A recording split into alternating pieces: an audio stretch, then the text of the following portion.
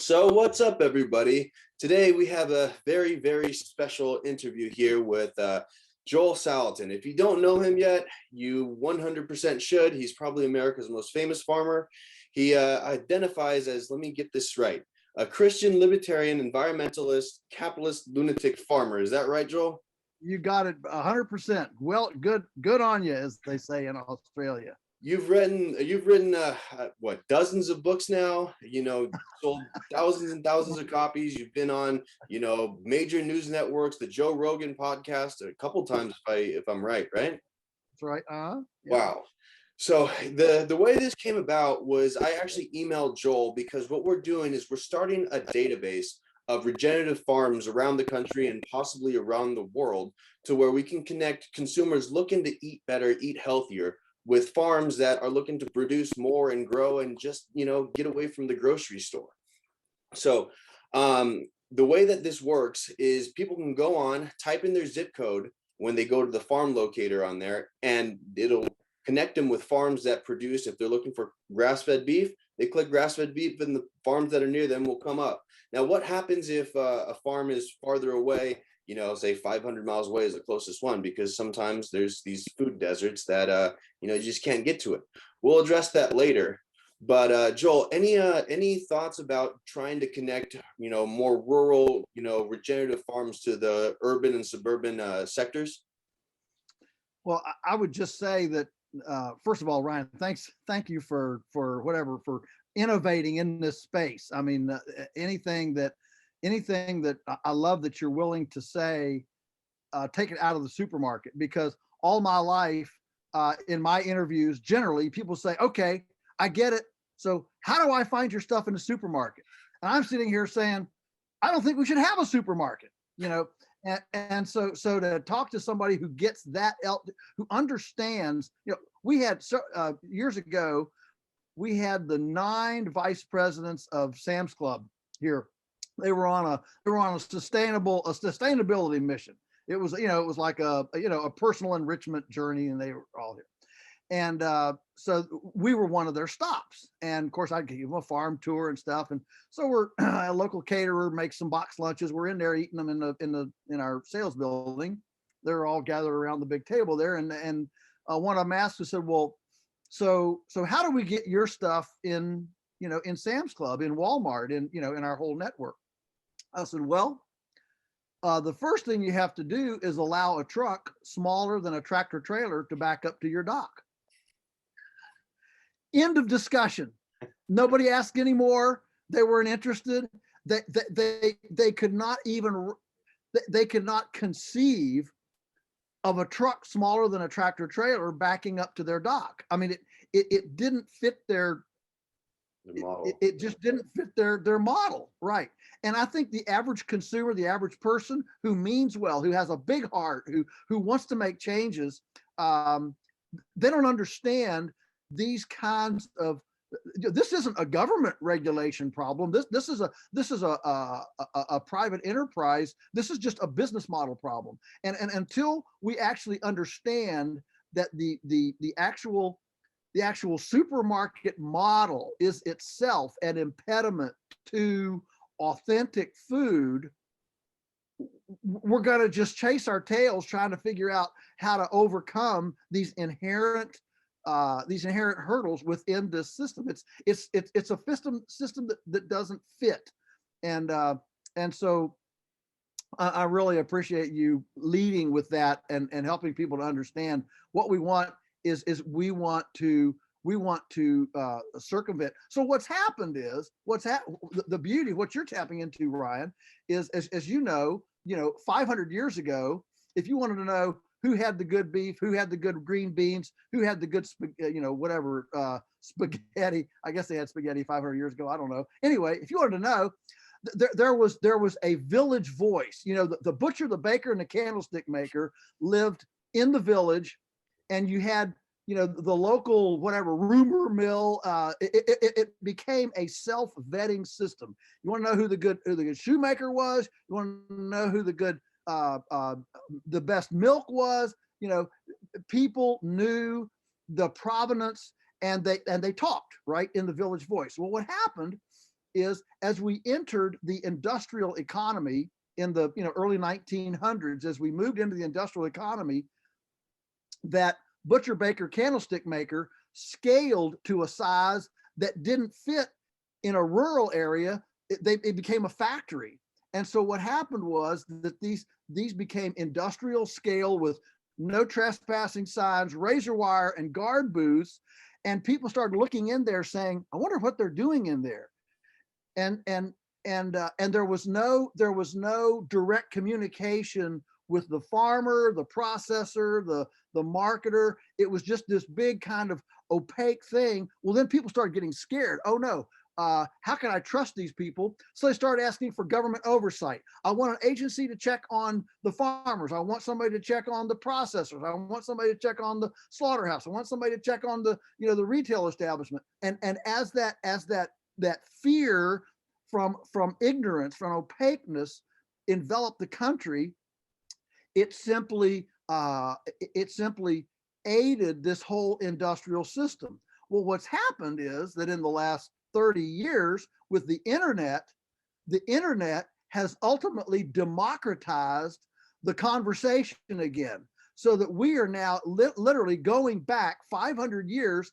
The village voice is now a global voice, but it's one-on-one. We are, as you and I are sitting here looking at each other, we're 1,000 miles apart from each other, but we're looking at each other in the eye in real time, having a conversation.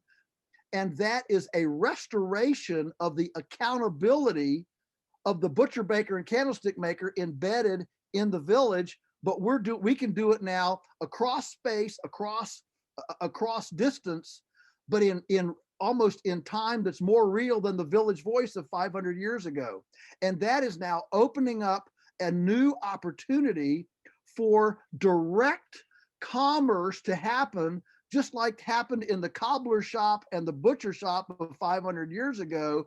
It's now happening because we can look at each other in the eye. We can take a virtual drone tour of the farm. We can actually build a relationship now electronically that has brought back to the food and farm conversation the level of authenticity and information and understanding that formed the protection and the security and safety of the food system 500 years ago. That's a really cool thing. The internet is the best thing to happen for real food, really, since it started. Now, we're here to talk a little bit about chickens, okay?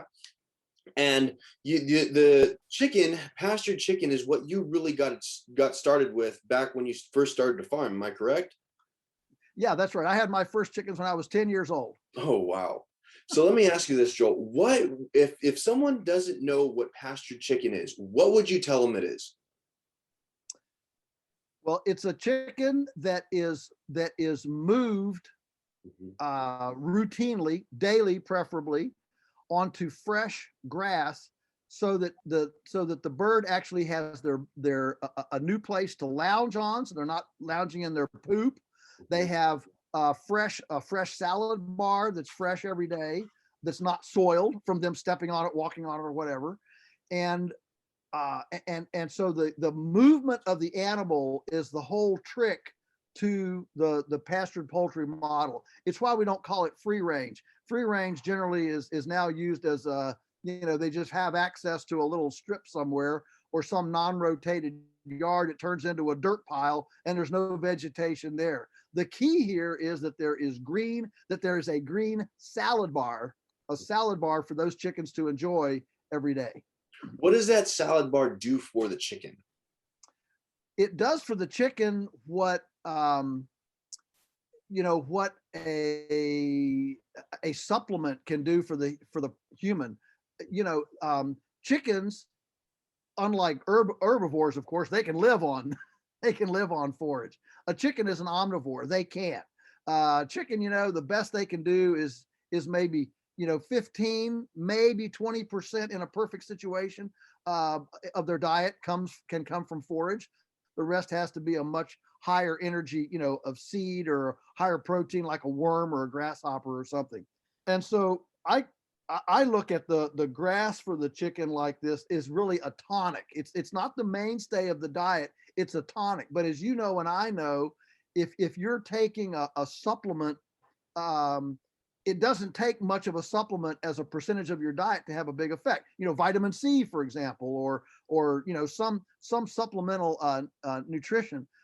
It doesn't take much, and so that's the way the grass is. We look at it as a supplement, but what does it do? It completely changes the fat profile and the nutritional profile and the immunological hardiness of the chicken. Back, you might remember, Ryan, back what was it, maybe 7 or 8 years ago, when we had that huge high path avian influenza outbreak through Cambodia, Thailand, Laos and all that, and it knocked on the door of Great Britain because it came up through Europe there. And Great Britain did a study at that time where they found that if a chicken got 2 blades of fresh grass a day, they were immune to the avian influenza. Wow. And you would think that would make big news, that everybody, hey, let's get this done.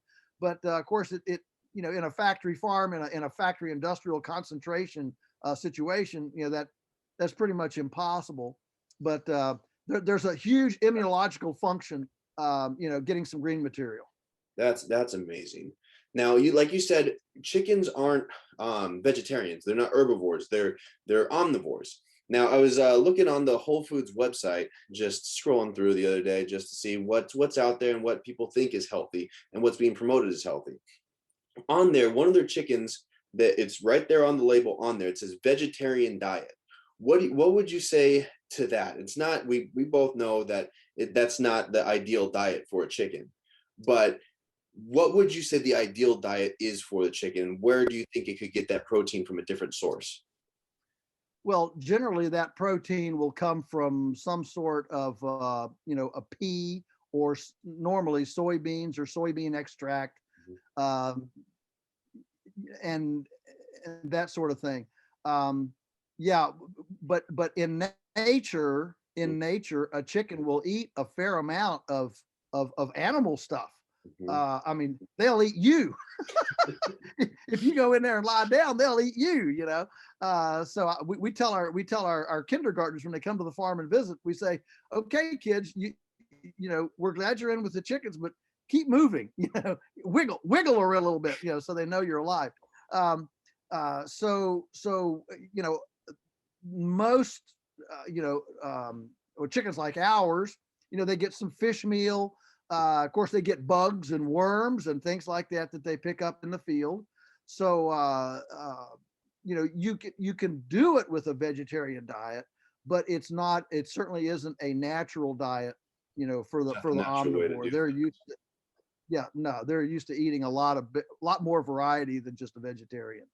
Because the chicken, it's meant to act like the birds do when they follow the cows, and they pick up a bunch of different flies and maggots and everything, and you use it as a pasture sanitation system as well, your egg mobiles, not so much your broilers, right?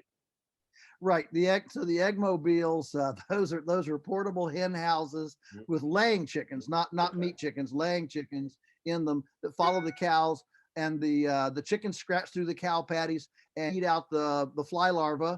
And all that, in doing that, they spread the cow patty out. So instead of occupying a little tiny space, that's more than the soil can handle in that spot, it occupies a great big space and tends to spread the fertilizer out. So there's a lot of cool stuff that the chickens do behind the cows. Not only that, but the cows, as they graze, they have now opened up the swards. Now the grasshoppers and crickets and things like that are now exposed. Well, the chickens go along and they grab all those exposed, insects, and turn that into eggs as well. That's amazing. That's the way it should be, rather than being, this free range in the lots that you were talking about. Now, let me ask you this, Joel, because the average consumer, they might just be finding out about this right now. They might be finding out, hey, you know what? this is a different way. This is a different model than the chicken houses with 25,000 chickens in one of them. Okay. Why would they spend more money and a little bit more effort to go get a chicken like this raised on pasture than one, say, it's sold at Walmart? Well, there's several reasons. The most important one is nutritional. Mm-hmm. Several years ago, Mother Earth News did they took 12 of us around the country, 12 of us farmers that were doing pastured eggs, and we submitted our eggs to a 10-step nutrient profile from one of these nutrition labs. Mm-hmm. And they didn't do a full nutrient profile. They just picked about 8 or 10 really important ones and sent them in. And so I'll just give you one from our eggs. So the USDA, if you go to the grocery store, you'll see a nutrition label on there, and it'll tell you, it'll have about 6 or 7 things. One of them is riboflavin, or I'm sorry, folic acid. And the regular USDA analysis of regular eggs is about 48 micrograms of folic acid per egg. Now, folic acid is really important for pregnant women. That's like it's a really important nutrient. So the regular egg in the supermarket, the USDA official label is 48 micrograms per egg. Our eggs averaged 1,038 micrograms per egg. And you can go down the vitamin A, D, and these folic acid, these things, and it isn't just like 10% or 20%. It's magnitudes of higher nutrition in these pastured eggs. And so the first thing I would tell a person is, if you want your kids to be healthy, get them better fuel. Okay, you wouldn't put garbage fuel in your minivan. Well, don't put garbage fuel in your body, in your kids. So the first one is better nutrition. Another reason is because these animals are better ecologically. They're not overrunning the ecosystem with manure.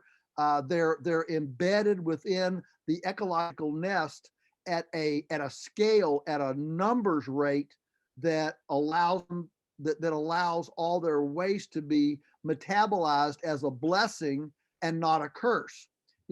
Any production model that turns the gift of manure, that's supposed to be the fertility engine of the earth, that turns that into a liability, should be a suspect food system. It doesn't have ecological integrity. It doesn't balance out.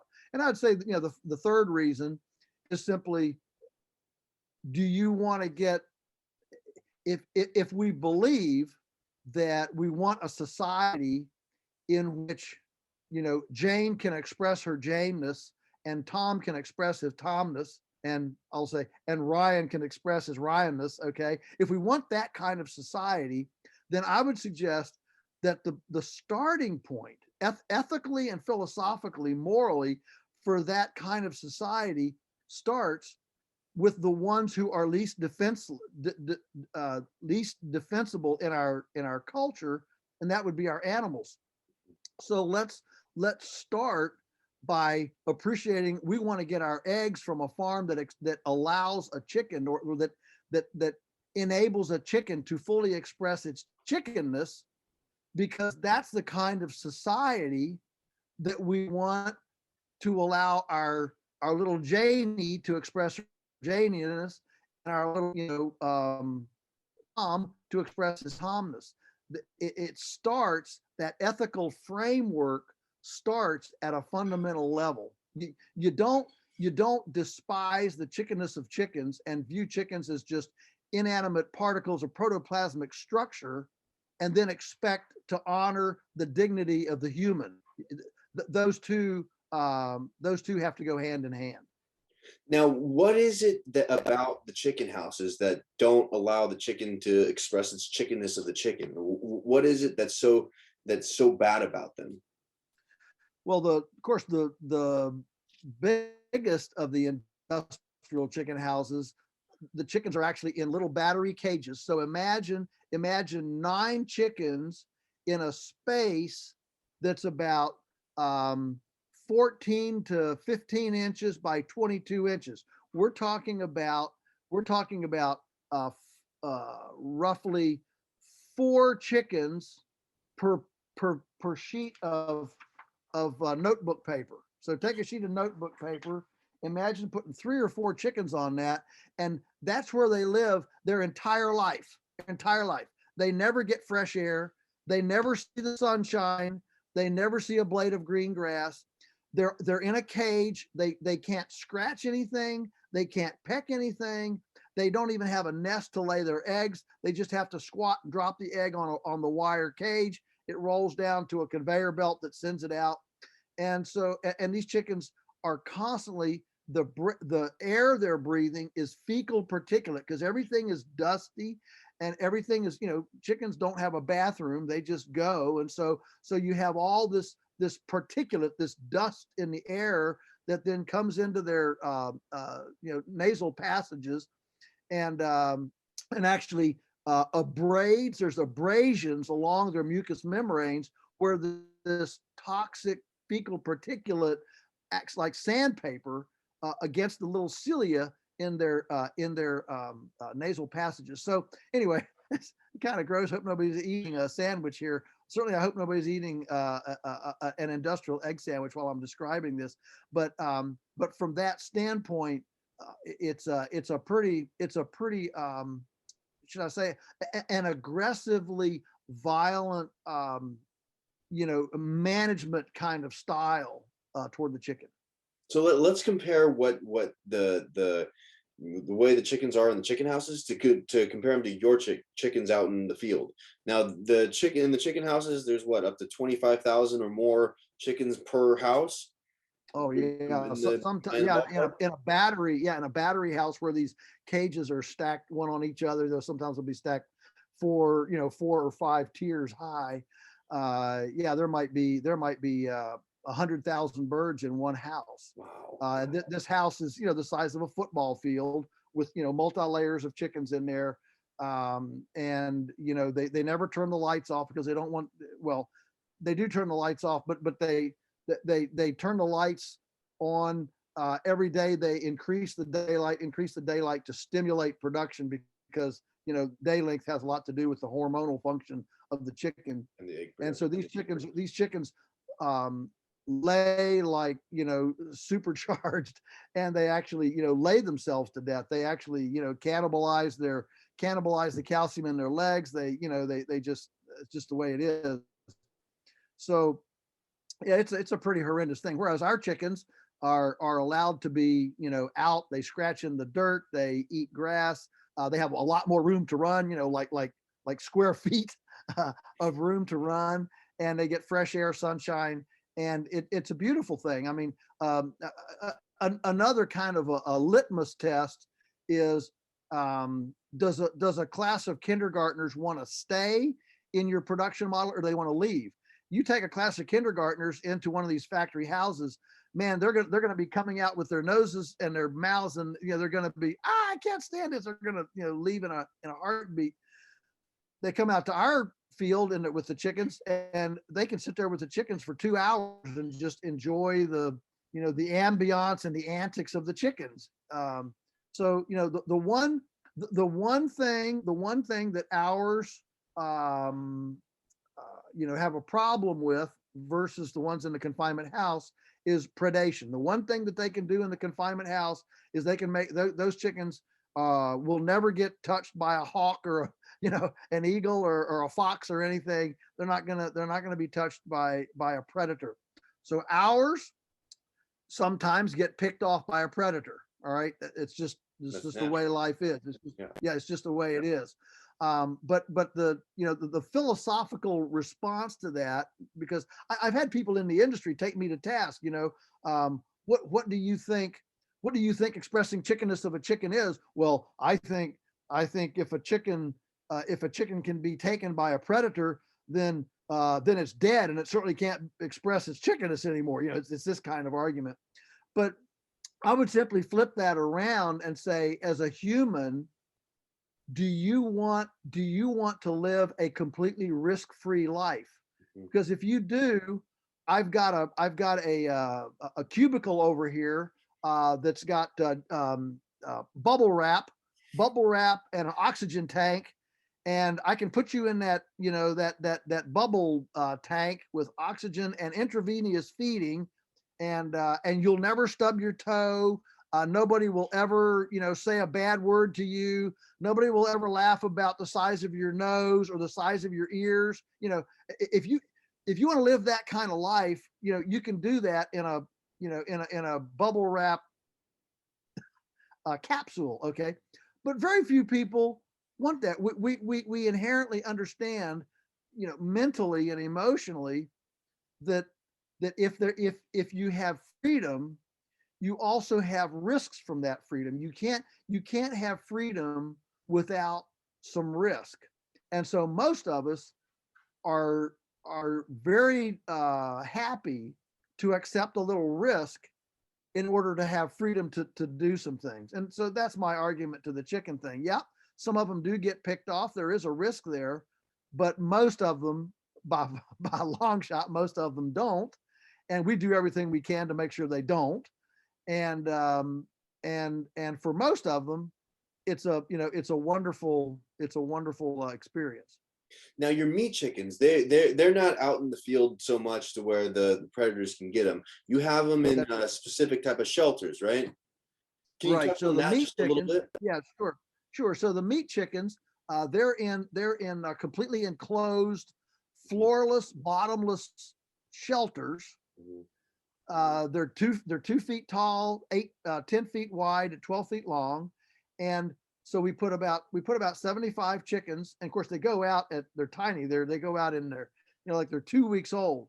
They go into, so they're little itty bitty chicks. I mean, all 75 of them can fit in a ring, you know, about whatever, you know, 2 feet across when they go out. So they got lots of room, and we move them every day across the field in these portable shelters with a little dolly. We just slip it under the end and just move it along, and we can move 4,500 chickens. One person can move 4,500 chickens in 60 minutes without starting an engine, just with this simple little dolly. The beauty of this is that those chickens are completely enclosed, so we have almost no predator. Not that we never have a predator, but to my knowledge, in 40 years, we've only had one aerial predator that ever got in. And that's in 40 years, raising however million chickens, that's not very big. That's not a very big loss. So the complete enclosure protects them from predation. It protects them from the wind. And it also makes sure that every day they get a completely fresh, unsoiled salad bar that nobody walked on yesterday, nobody pooped on yesterday. It's a completely fresh, brand new salad bar. And that stimulates them to eat more of the green material. So it's a lot more management intensive rather than just, throw, chickens in a chicken house and make sure that the feed's full and, call out the dead ones, it's you're out there every day with them. You're spending lots of time with them. You're checking on them, and, they got something new every day. So is it that management time that raises the price of it? That way, people can maybe wrap their head around it a little bit more. Yeah, well, there are a couple. Thank you for the price question. I mean, the two most common questions I get everywhere I go is, can we afford this, and can this actually feed the world? Mm-hmm. So you're hitting on the price issue, and so the price issue is several things. One is that we pay a lot more for our feed than the industry does because we're using local GMO-free grain. So where the industry pays, maybe I'm going to say, 14 cents a pound, we pay almost 30 cents a pound. Yeah. So our feed cost is almost double, what the industry cost is. So that's one big thing. The second big thing is, as you mentioned, labor. So it's management intensive. So we strategically exchange high depreciation and high energy costs, and high capitalization costs.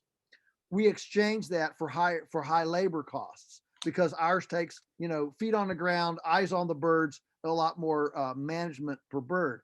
And the American tax code incentivizes capitalization for material, but it disincentivizes capitalization for people. In other words, we don't have minimum wage logs for concrete. We don't have minimum wage prices for lumber. We don't have minimum wage prices for steel. Now, I'm not trying to say we don't want to pay a decent wage. I'm just saying that if you abuse equipment, you can write it off quicker, and it becomes a business expense. But you can't abuse a person, and you wouldn't want to. But all I'm suggesting is that the person versus equipment exchange is not just an even exchange. There's a whole list of rules over here about people that don't exist for material. And so when we trade people for material, it's not an even trade. It's a kind of a stacked deck. Now, And so from what you were saying earlier too, it almost seems like we can't afford not to eat this way because of all the different just junk that's in that's in the feed, that's in everything. So you guys are using non-GMO feed. That's a big deal to a lot of people, and should be a big deal to most people, actually. Now, it is. can you source that from local farms? Yes, yeah, it's a wonderful story, because a lot of people don't live near GMO, free.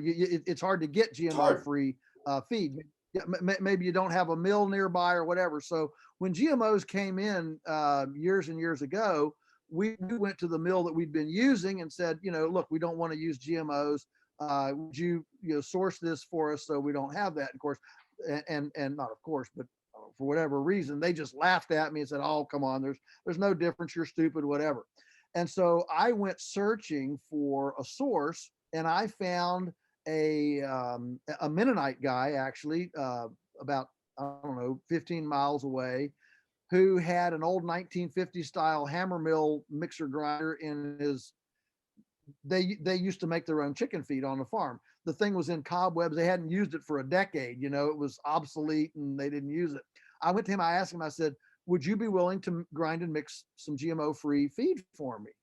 And he jumped at the chance because he wanted to use that old mill facility that was just in cobwebs, and to be able to leverage it and actually make some money on it. That was pretty cool, So he said, "Yeah, let's fire that thing up." So we got that thing fired up and going, and that little mill now has morphed to where they are a multi-million-dollar mill here. They supply literally the lion's share of the GMO-free feed for the entire Mid-Atlantic region. They deliver out to like 200, 300 miles away with some big trucks. And it's just a wonderful story. And they're injecting all of that financial incentive into the non-GMO community. So we're touching thousands and thousands of acres now, growing GMO free that would not be growing it otherwise. It's really quite a, That's huge. Really quite really a wonderful awesome story. to hear. That's really, that is a cool story. Now, the other question that you said that you get all the time is, can you feed the world in this model? Okay. And some people say yes, some people say no.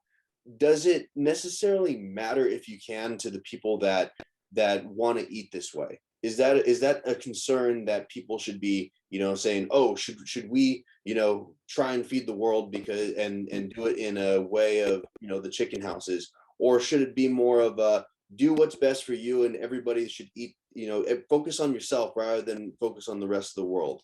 What would you say? What's a better way of looking at it? Yeah, well, you certainly have a very charitable way of dealing with the argument, I simply I'm not as nuanced as you are, Ryan. Sorry, I just come at it quick, like a halfback running a football, and I say absolutely we can feed the world this way. And in fact, it's the only way that actually can feed the world this over long term. So how do you do that? So here, the thing you have to realize is when the industry takes a picture of their factory chicken house with 50,000 chickens in it, and they say, "Wow, look how much we're producing in this little small footprint." They don't take a picture of square miles of crop ground of production, corn and soybeans and wheat and whatever. They don't take a picture of that to add that to the footprint. They take this picture of the house and look how efficient we are. But that house is not a standalone entity. It's completely dependent on thousands of acres of feedstocks coming into the house. So my answer is, if our chickens never ate a blade of grass, if they were no more efficient than what's in the factory farm, it doesn't take one more acre of crop ground to feed my chicken as it does one in a Tyson chicken house. It's the same amount of feed. The only difference is in our system. In our system, the chickens are spread, shall we say, democratically all over the countryside, as opposed to being concentrated in one little spot, in a way that allows our manure to be a blessing on the landscape instead of a toxic element, a toxic liability within the landscape. And so, can we feed the world this way? Absolutely. It would just take a lot more farmers, which I don't think is a negative. Who wants to not have farmers? It would take much more direct, local, production.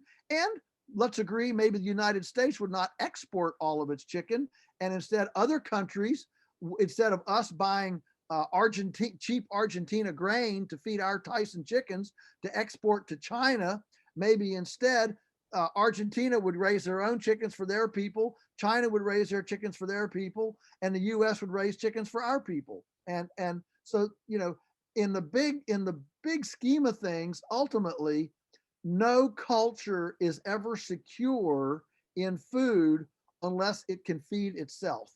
Any culture that doesn't feed itself is not secure. So ultimately, the United States can't be the one who's feeding the world. We have to feed ourselves and get out of everybody else's backyard and let them feed themselves. There's not a country in the world that can't feed itself. Now, I still like my banana. All right. I'm not going to raise bananas. All right. So I'm not talking about every single commodity here. I'm just saying in general. Local, the more local, the better. Yeah, the more local, the better, and the more regional. The fact that Hawaii cannot butcher one cow in Hawaii, it has to export its cows on live barges to the U.S. mainland and then import boxes of beef. It's insane. It's insane. So no, it doesn't make any sense. And and now the U.S. is sending chicken to China to be cut up and then re-imported as chicken. It's just crazy. Wow. Now the chickens, okay. Some people might say that's not a regenerative thing. Some people might say, oh, you're taking in a lot of, you're bringing in a lot of, grains to the farm. You're not, the best way to do it is local, but now you guys are shipping now. Is that yes, still the case? Yep. Now I know we talk about in this perfect world, you could grow bananas in Virginia. We could grow, papayas in Texas. We can, you know, in this perfect world, it would be nice to keep everything as local as possible. But sometimes it's just not the case. You know, that's why we're doing this whole map, this whole database to where people can get stuff as local as possible. But if some people right now, looking at the map, the closest farm to them is 500 miles away. You guys are now shipping. Okay. I know you took a little bit of heat for that in the beginning, because I know in Food Inc., Michael Pollan goes and says, you know, I was trying to get a chicken shipped to me and Joel wouldn't do it. Now, I get it. I would 100%, if I was in your position, ship all over the world if I could, because you're putting a product into people's hands that they want. Explain to, you know, the little bit of pushback that you've gotten. Can you, you know, the rash. Okay. So yeah, it's a great question. Glad you're digging into that. So the truth is, as you mentioned, it is not a perfect world, and we can't always have our druthers. I mean, yeah, I would like to live in a world where half of my income is not paid in taxes. You know, so you know, we have these things in our life that are that create a context that's not always friendly to what we would like to do in our own paradise. And so the best answer I know, Ryan, to give you on this is that, you know, years and years ago, shipping was extremely expensive and arduous, and we had plenty of customers locally, and we were, you know, cultivating those customers, and that was great. We did make deliveries, and, you know, we did all sorts of things. But what happened about less than 10 years ago, you know, 7 or 8 years ago, suddenly we started having customers that were long-term customers say, I don't want to come out there and put my car on a dirt road. You know, it might get a rock ding, you know, and so I can just sit in my bed and click and get chickens delivered to my doorstep, you know, from Butcher Box or whatever. Okay. So what happened is that we started realizing that the market platform was changing. Mm-hmm. And as I told my team, I said, look, nostalgia is great. We love nostalgia, but we don't want to be in defending nostalgia the day after it becomes obsolete. Okay, there's a balance here. And so you might be familiar with a little business book. The little business book is a little short book. The title is Who Moved My Cheese?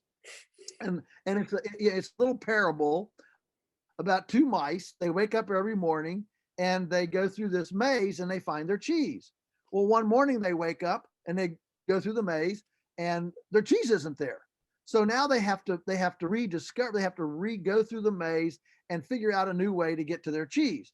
And so the whole allegory is how things change. You know, we're bopping along, everything's going great, and then suddenly there's some, you know, black swan event or some innovation that completely moves our cheese, and suddenly what we've been doing becomes obsolete.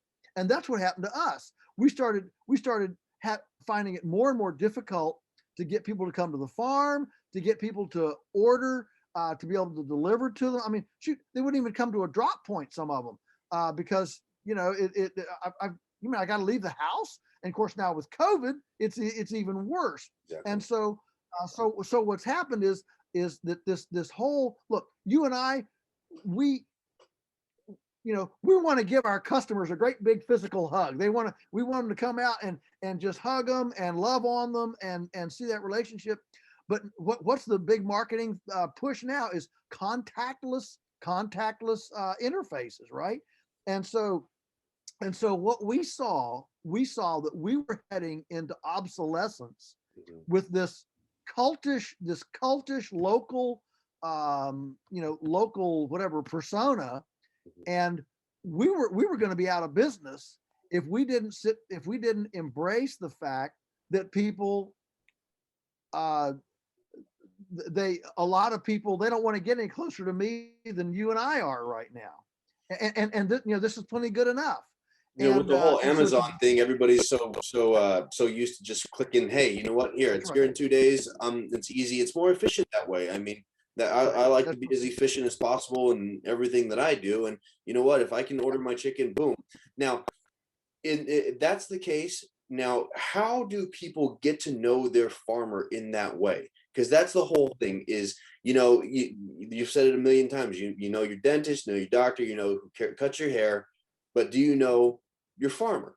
And that's probably the most important person that you need to know. So Right. In order for people to get to know their farmer, in order for people to get to know what they're eating, what would be some good questions for someone to ask, someone that they're looking to buy from, if it's a model that, if it's similar to your model, if not identical? Right. So yeah, so the number one, so you can learn a lot on a website.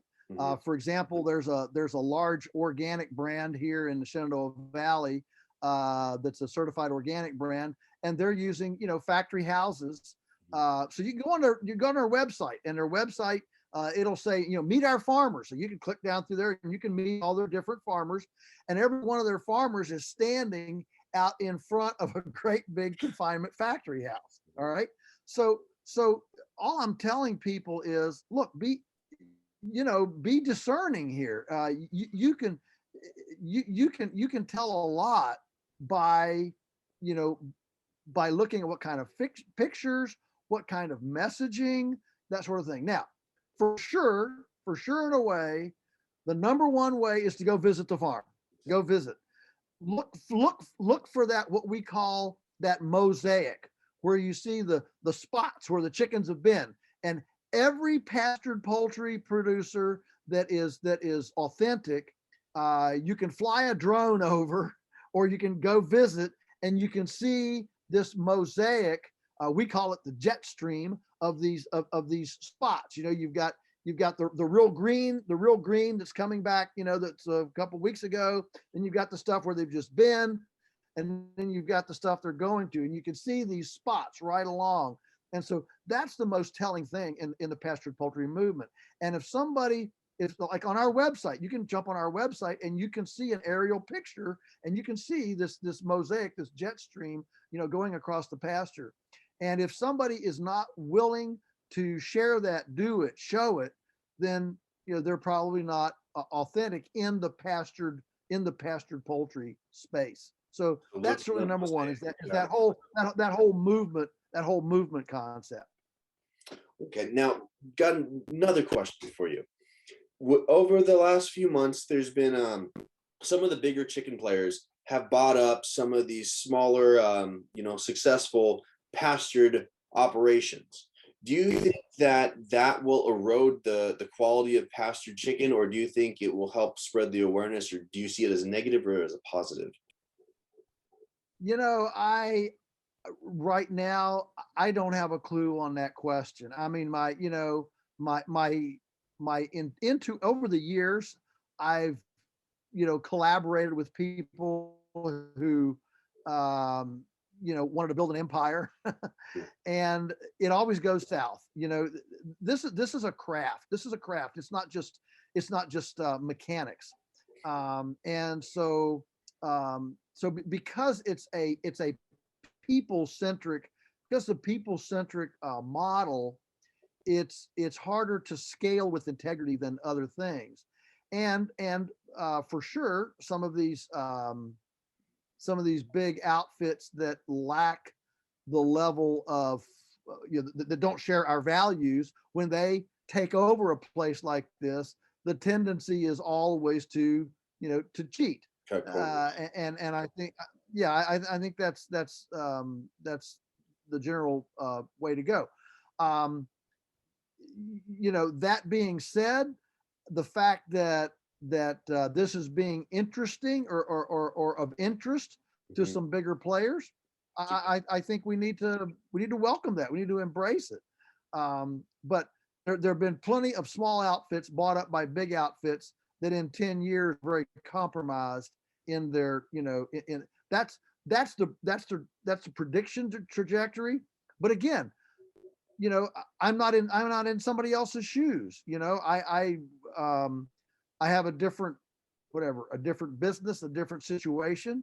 And if I were in somebody else's shoes, and somebody came along with a great big pocket full of cash, I might tend to think, well, man, I sure hope they'll keep this, keep the integrity up, and I'll take the cash and cash out because none of my kids want the farm, and this is an easy way for me to, to get out and not lose my shirt as I get out. There are a lot of elements here, so I tend to not judge. Just let it be, and if it is, it is. I will tell you this: I'm not scared one bit about a big outfit taking over this market. I know how hard it is. I know what kind of people it takes to make it go. I know what kind of craft it is, and so I am not the least bit concerned about some, big entity, whatever, running us small guys out of business. The quality that will always said, be out with that. Yeah, that's right. And again, the beauty of the local food system is that we don't have these long, chains of custody. We don't have these big warehouses. There's a lot of overhead in these big companies, and if they start actually getting GMO free feed from local sources, then it just gets harder when you have an industrial mentality. That's all I'll say. And it's really hard. It's really hard to take a person with an industrial mentality and move that person to a craft mentality. Artisanal and commodity and artisanal are like oil and water. They just don't mix very well. Exactly. Wow. Now, got another question for you. The chickens. Okay, switch directions a little bit because I have a couple that I lined out. The chickens, what do they do for the pasture when you're moving them every day in the shelters? We did our first batch this year, and came out great as far as taste wise, and we only lost one chicken the entire time. We got pretty lucky, but we saw what they did by they mess it up and then it grows back. Can you give a little bit of a what it does there? I'm enjoying watching you struggle with how you describe how it grows back. Yeah, it's Ryan. It grows back. It grows back like a miracle. Yeah, it just grows back thick and dark green and healthy, and with clovers and different kinds of plants in it. And so, yeah, what the poultry does to the pasture is one of the most ecologically powerful things that you can imagine.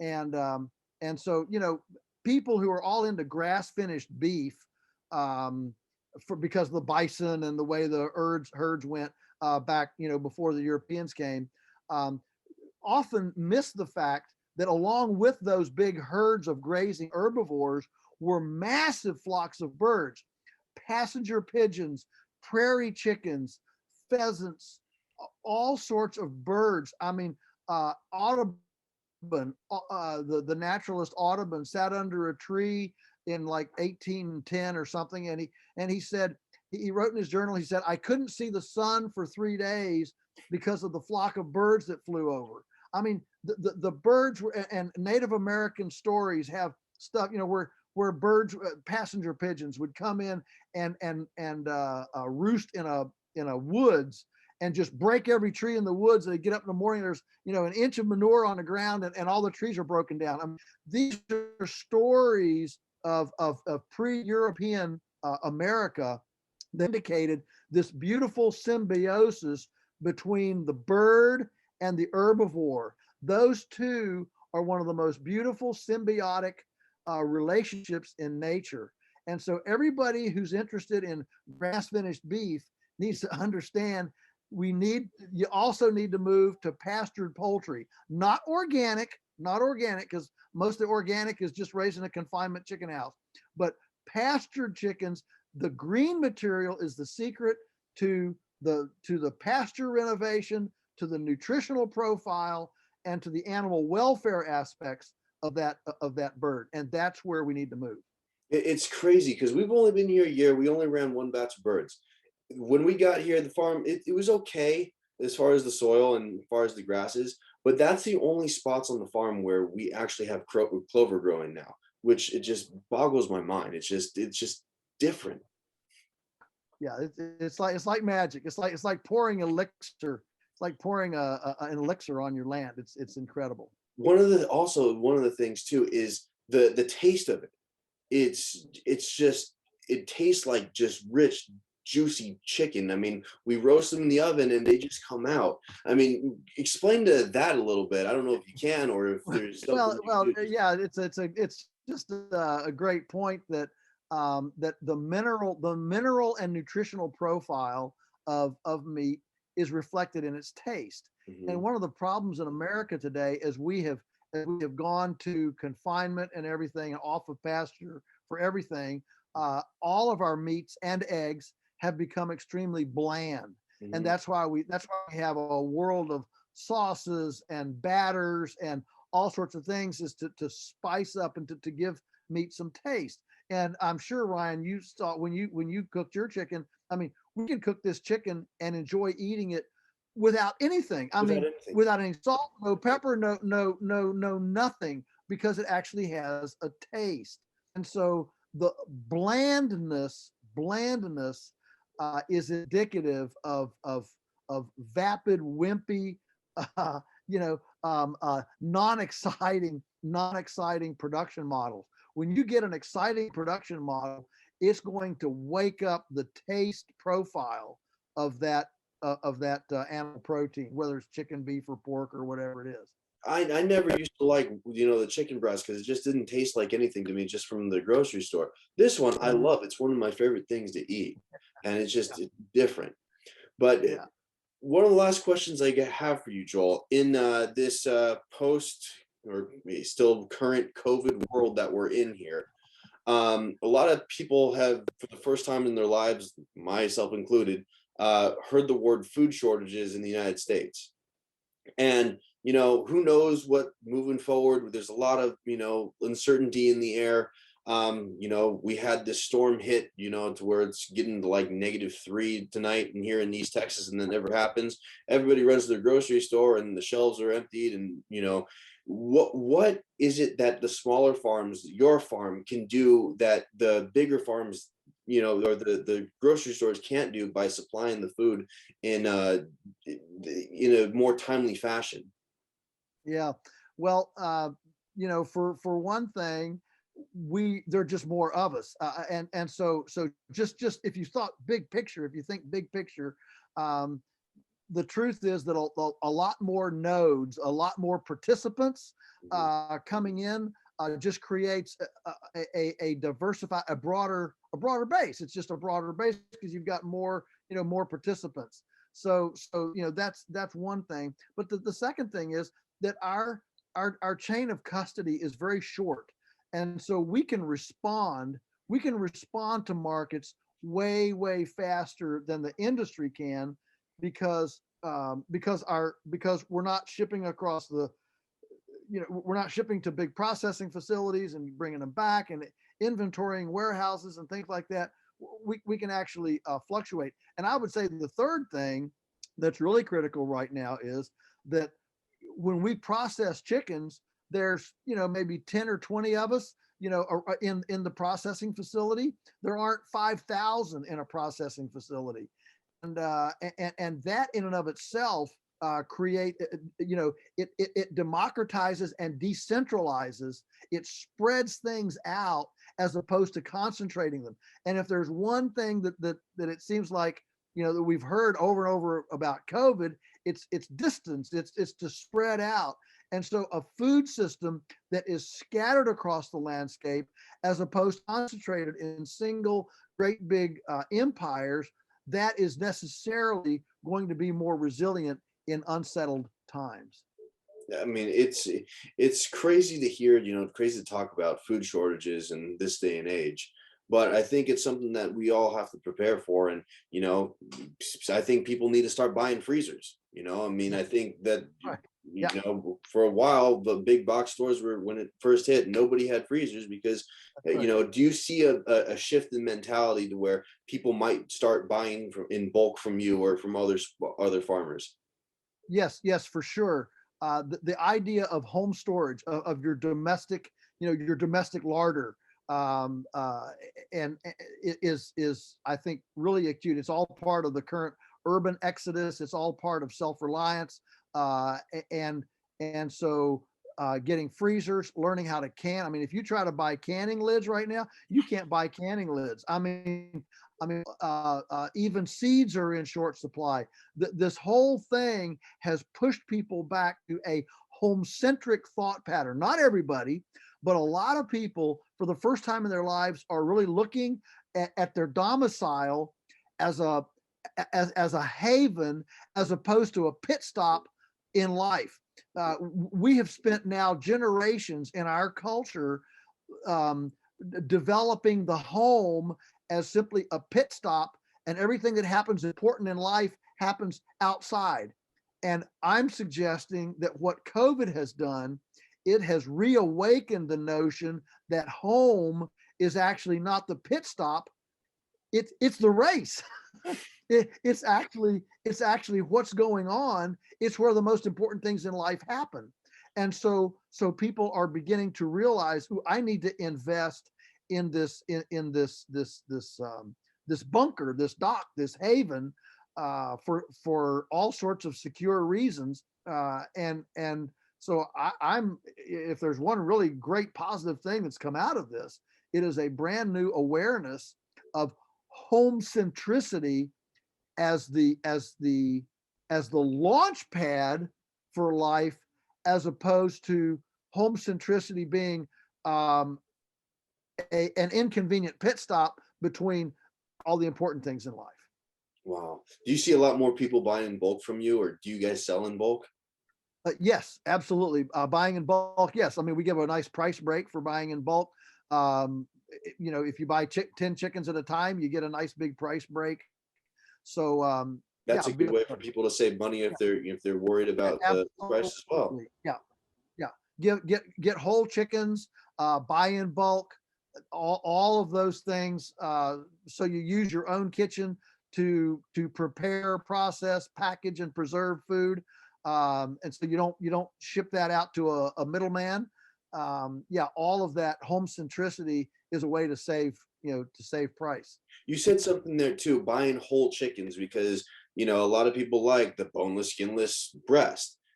Now, with that, there's a lot more labor. There's a lot more, especially for smaller farmers, that jacks the price way up to where, in some cases, I know at least for us, we would have to sell boneless, skinless breasts at almost the same price, if not more, than a whole chicken. So do you see people, buying and is it better for people to buy whole chickens rather than piecemeal here and there? Listen, Ryan, right now, you can buy a whole chicken from us cheaper per pound than boneless, skinless breasts at Walmart. So, at Walmart. So if you buy boneless, skinless breasts at Walmart, you're going to pay more per pound than you are buying a whole chicken from us. Okay. So this speaks to the price issue. Wow. If you will invest, I mean, you've already got a kitchen, you've already got knives, you've already got cutting boards. All right. You probably even have a little, sealy dealy, baggy packagey sealy dealy, right?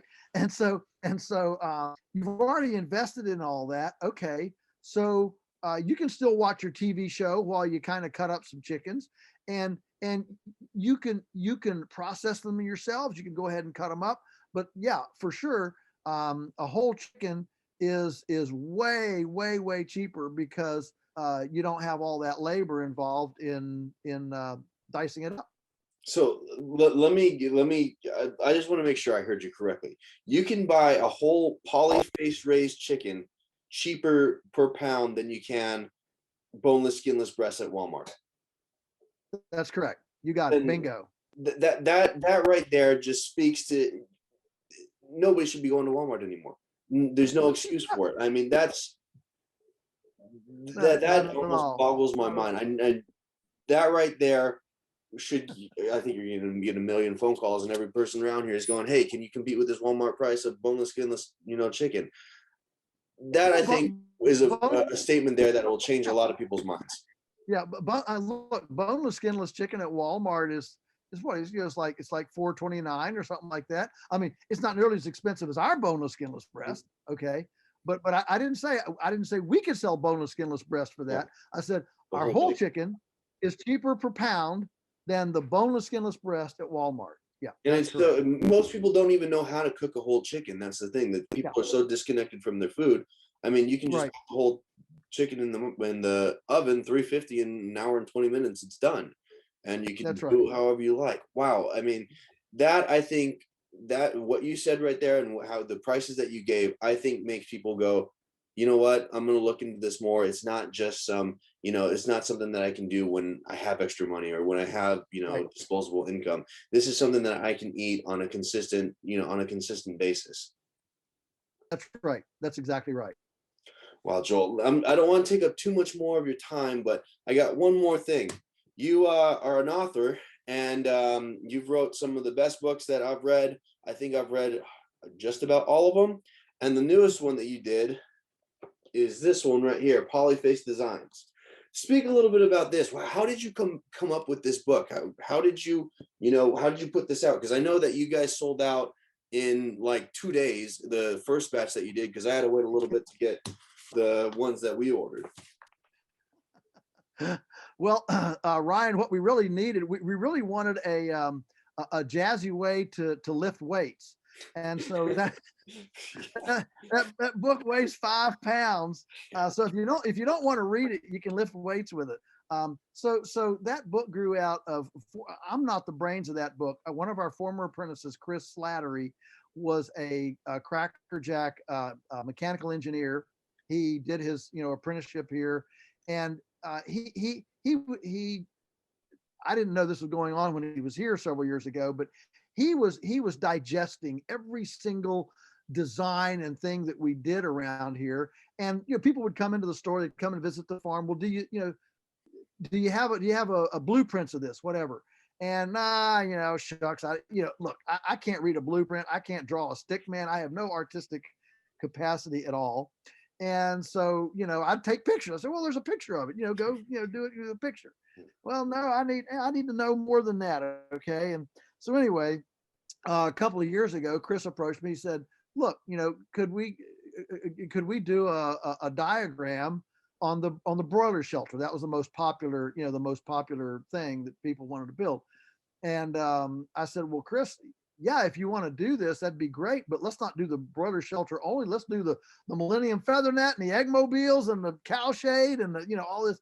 And so he ran with that. We created we didn't do everything. We couldn't get it all in a book. So we picked the best things, and we made a list, and he did the drawings. I did the text, and it's it's a magnificent volume.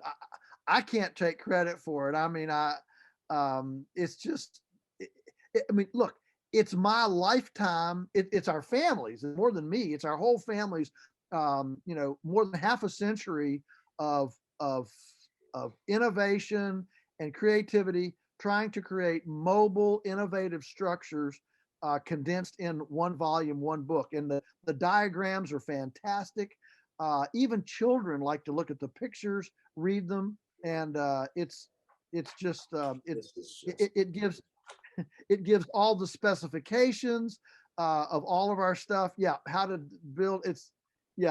And the reviews, the feedback we've gotten have just almost been in tears. It's just been fantastic to empower people to be able to feel, yes, I can do this. That's pretty cool. It's helped me in a bunch of different ways already. I mean, one of the things that we're working on building this next year is something at least similar to this right here, the Millennium Feather Net. And I can tell you right now, the broiler shelters, I'm going to redesign mine because we did a 8x8, a little bit smaller because just the lumber and everything, and use 2x4s, and that's not heavy. too heavy. So we're going to go through that. I mean, this is going to save me a ton of time, ton of effort. And what we're doing actually is, because we got two of them, one of them's for me, and that's going to be this one right here, because it's the one that is autographed by Joel, which is pretty cool. But this one here, we're going to give away to one of our subscribers. And the way that you do this, the way you get entered into this, is to go onto our Instagram, and you'll see a picture of us holding up the books. Go on there and tell us what you want to build, you know, what in here you want to build, because there's a million things in here that you can build, or a variation of them. And we're going to do a drawing on, it's going to be Monday the 22nd, and you guys can get your own Polyface Designs. Now, Joel, what happens if the people that don't win, because we only have so many here, how can they get the book? Well, the easiest way to get it is through our gift shop, which is the Polyface gift shop. It's on our website. You can just go there and you can order it directly through our gift shop.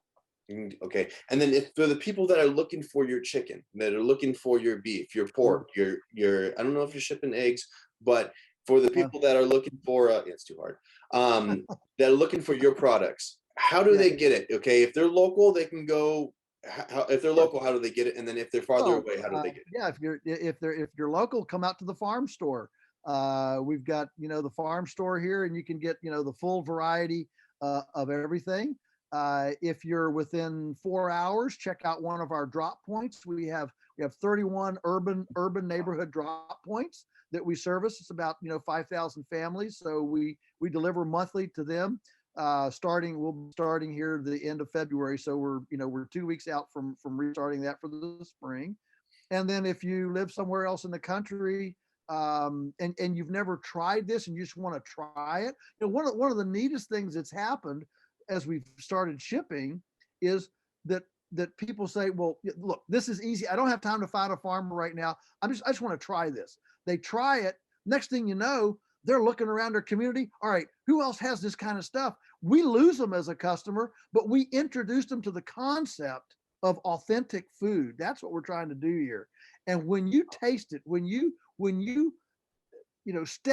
put your toe in that water of authentic food, it's like, you know, your brain cells expand or something, and you say, well, I gotta have this food. And but I don't want to pay the shipping costs. So let's see if I can find somebody in the community.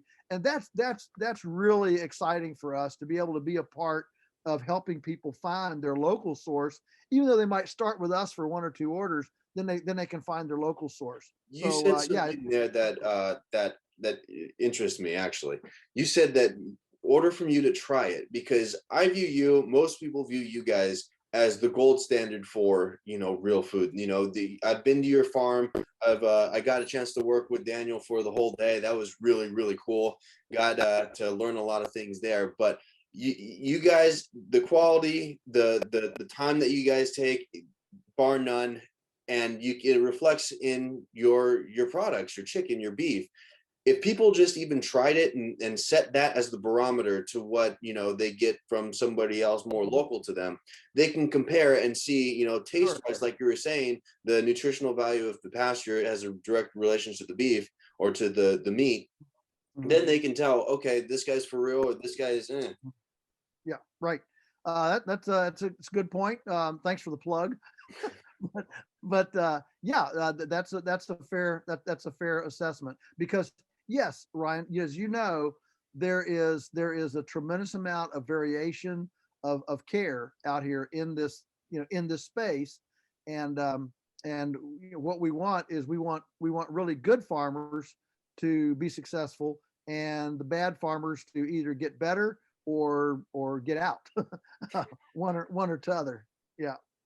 So awesome, Joel. Thank you so much for being on here. And I just really want to say thank you for being an inspiration to me and so many others. I mean, you are the #1 reason why I moved from Southern California out here to East Texas with my fiance. And we love it. We got here a week before the lockdowns hit. And, you know, to be eating our own food, to be doing our own thing, you know, it's 100% because of you. And I just want to say thank you so much for that. Well, thank you, Ryan. You're very gracious, and you're welcome. And we just love it when people take the reins of their own destiny and go do stuff. It's really cool. Well, Joel, we'd love to have you on again if we can. We talked about doing maybe maybe we could do a thing on pork and beef and so on. Mhm. But again, thank you so much for being, coming on here and talking a little bit about the database and more, explain to people why, look at pastured chicken and the whole price thing comparison with Walmart thing. That I think is going to be a real game changer just across the board. Great. Thank you, Ryan. Stay Thank you, warm. Joel.